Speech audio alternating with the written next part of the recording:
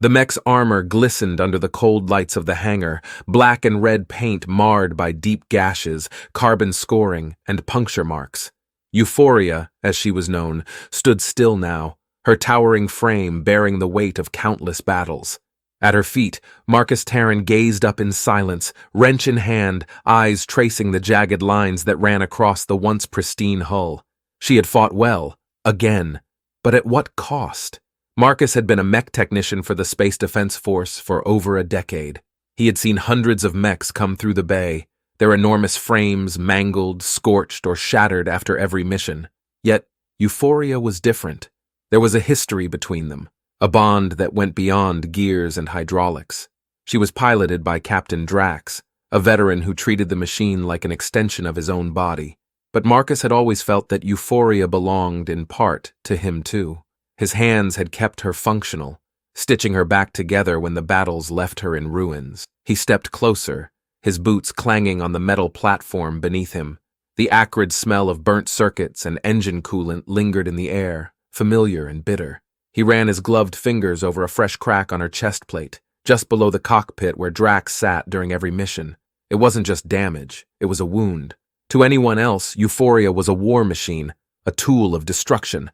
But Marcus saw her as something more. She fought because she had to, not because she wanted to.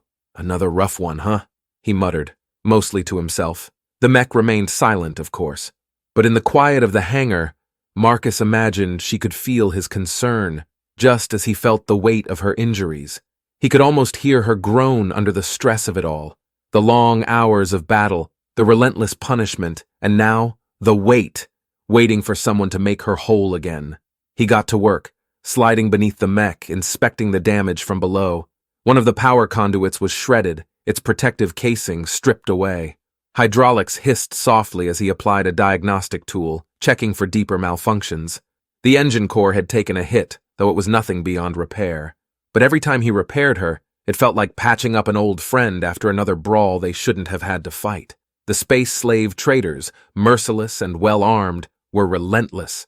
Each battle against them took more out of the SDF, and the cost of maintaining these mechs was rising.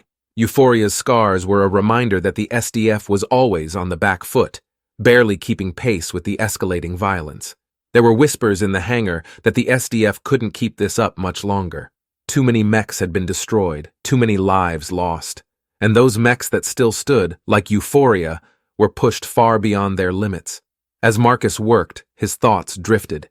He'd always believed in the SDF's mission, the idea that these mechs were the last line of defense between civilization and chaos. But now, looking at the torn metal and exposed circuitry of Euphoria, he couldn't help but wonder if the cost was too high. Was the sacrifice of machines like her, and the men and women who piloted them, worth it? Euphoria's frame shuddered slightly as Marcus reconnected a series of loose cables.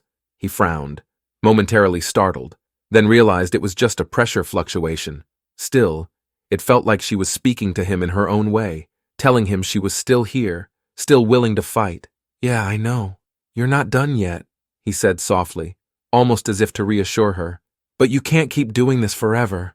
The words hung in the air, unspoken truths shared between a man and the machine he cared for. In a way, Euphoria was more than just steel and electronics.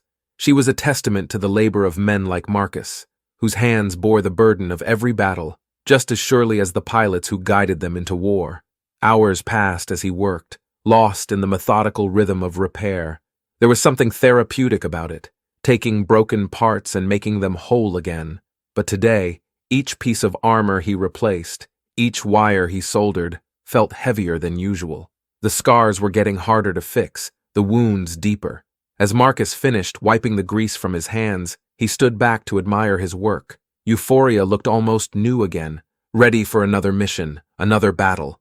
But her scars, even the ones repaired, never truly disappeared. They were etched into her frame, reminders of the toll war took on both man and machine. Captain Drax approached from across the hangar, his face worn but resolute. He placed a hand on Marcus's shoulder, a silent acknowledgement of the work done. "She's ready," Marcus said, though the weight in his voice made it clear that he knew this couldn't go on forever. Drax nodded, looking up at the mech. "We both are." Marcus watched as the pilot climbed into the cockpit, the hatch sealing shut with a hiss. As Euphoria powered up, her lights flickering to life, Marcus could only hope that, for all their sakes, this fight would be the last. But he knew better.